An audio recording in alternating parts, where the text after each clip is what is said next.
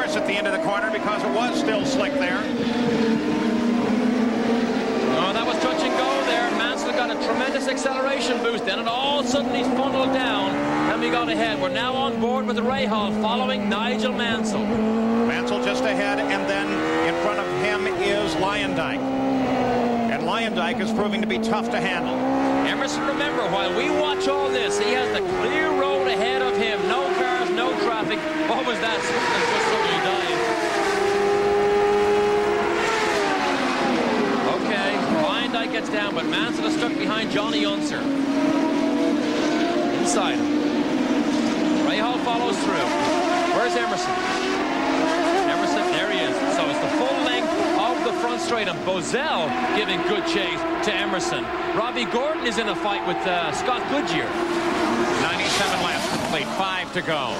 Paul Tracy closing in as well. So Paul Tracy is now pulling up to try to join this fight. Battle first, second, and third.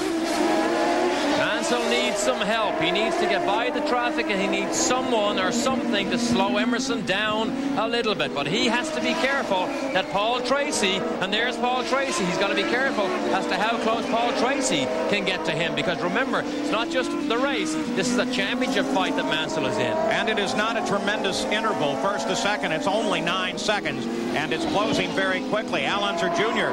is locked in a battle here as well with Mario Andretti. So neither one of those are inclined to give Paul Tracy any particular help because they're in their battle, the battle of their own for 5th place. That's right. Al Jr. is as anxious to get by Paul Tracy as Tracy is as anxious to get by Mario. So they have to just continue with their own private battles. Again, the interval is the full length of the home stretch. Mansell still trying to catch Arie Leyendijk. Paul Tracy now making a move inside Sullivan and trying to put just a single car of Bobby Rahal between he and Mansell. Now there's something we didn't expect. Arie Leyendijk certainly is able to pick up the pace and stay ahead of Mansell. In fact, pull away from Nigel Mansell. Of course, Arie struggled so much earlier in the race. We saw him off the road, but now he's well able to handle Mansell. Either he's going well or Mansell's having a problem. The interval from Fittipaldi to Mansell remains at about 9.5 seconds. No particular benefit in that last lap. Paul Tracy has fallen back a bit, is now 14 seconds behind Nigel Mansell. He was 11 on the last lap, so traffic is very much a factor. And of course, the gambles that Mansell and Rahal took earlier on were all thrown out the window with that full course yellow, because it allowed everybody to get into the pits, particularly Paul Tracy, get on slicks and get onto a fairly level playing field. But look at Bozell. I'm sure he wishes this was the legitimate dice for the lead, but in fact he is several laps down, 1 lap down. Emerson Fittipaldi still in front, looking at a possible second win of the year, the Indianapolis 500 champion. But in that lap, Mansell whittled 2 seconds off of Fittipaldi's lead. He's now just over 7 seconds behind. Incredibly, in the last 8 IndyCar races, which obviously goes back into last year, there have been 7 different winners, and in this year we've had 5 different winners, and Nigel Mansell is the only repeat winner. Maybe Emerson might make it too.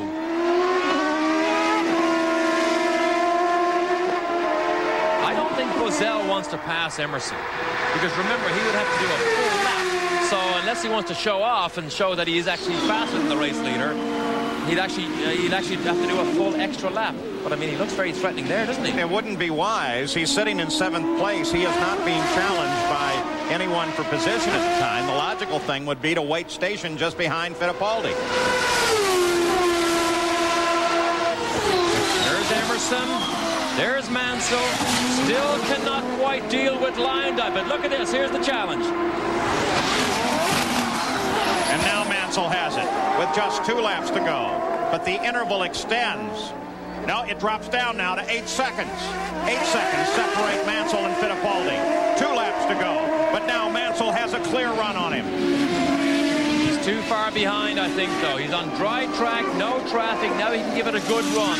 We saw him get those rear wheels off onto the dirt. Oh, he gives it everything. Locking up those front wheels on the infield section, trying to catch Emerson. This is classic Mansell, giving it everything he possibly can to catch up. We mentioned earlier, he's got to watch Tracy.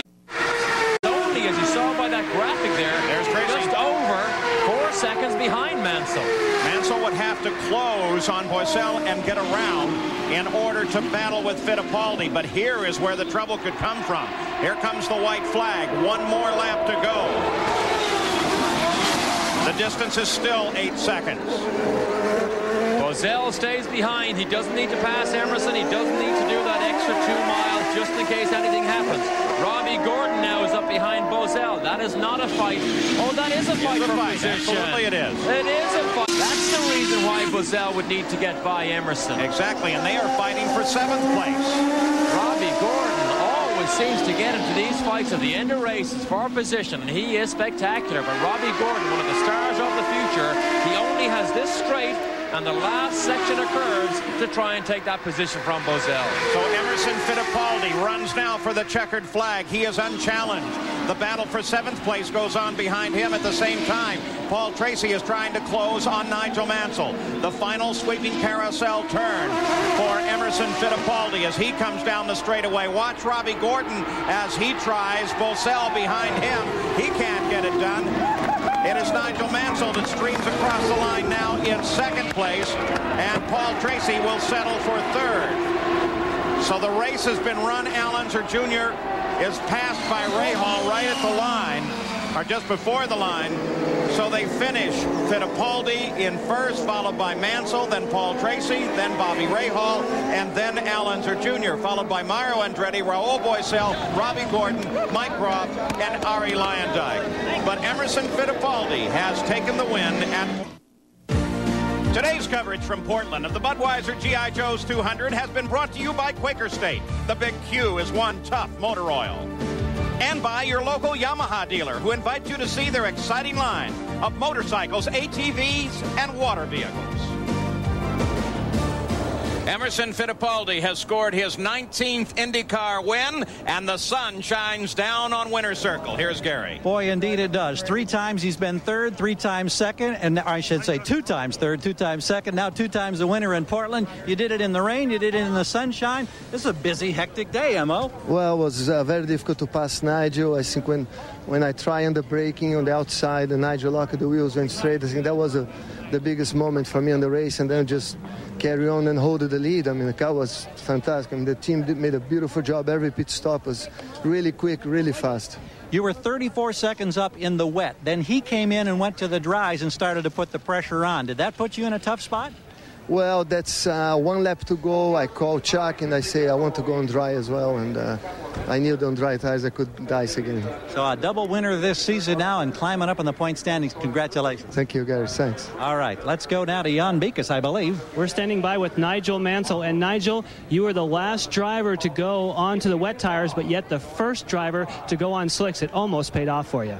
Yeah, I mean, there's a drying line. The Penske car ran much quicker than Lola today. The only way we were trying to get back on terms with them was to take a few chances, and you know, I stayed out on slicks as long as I could until it was really pouring, and then I was the first on slicks, and I think I made quite a gain there, but they just had too much for us today. It was some brilliant driving, but you still have that points lead. Oh yeah, I mean, we had to conservatively protect that, and I was pushing real hard, and at the end I don't know whether Emerson was just taking it easy, but I was catching him quick, and I just wish there was about another 5 to 10 laps and we would have had an interesting time. Thank you, Nigel. Let's go to Gary. And here's Paul Tracy. And Paul, this is your first time to run an Indy car in the rain. What kind of an adventure was it for you? Well, it was a pretty good adventure. I couldn't stay with Emerson once it started to rain, but I was having a good battle with Mansell, and you know, I feel pretty good about that. We battled right down to about the last 10 laps, and he got his slicks on before I did, and he was able to get around me. So, you know, it was a good race for the whole Marlboro crew, and I'm real happy to just get some points. You betcha, and finish your race. Congratulations. Thank you. Paul? So there's the top 3 for you as we take a look now at the order of finish here in the Budweiser G.I. Joe's 200. How's this for a fact? Thus far this year, the Penske team and the Newman Haas team have led 1,233 miles. All other teams have only led 375 miles. 375 versus 1,223. Shows you exactly what we suggested at starting. This is still a battle between 2 teams. And what does it do to the points? Well, Nigel Mansell still remains out in front. In fact, pulls ahead of Raul Boiselle. and Emerson Fittipaldi stays in third place. So we have seen Nigel accomplish what he needs to accomplish by staying ahead in the points, but Fittipaldi score a second win for the season. I think we also saw that the Lola will have to make their cars a little bit faster if Nigel Mansell is to have a level playing field and a realistic chance to challenge these Penske cars for the overall season's championship. So congratulations to Emerson Fittipaldi, who wins at Portland International. He won here in '89. He's done it again and become the second man this season to score 2 wins in the IndyCar. Next, the IndyCars head to the Burke Lakefront Airport at Cleveland. I'm Paul Page. For Derek Daly, Gary Gerald, and Jan Beekes. So long from Portland.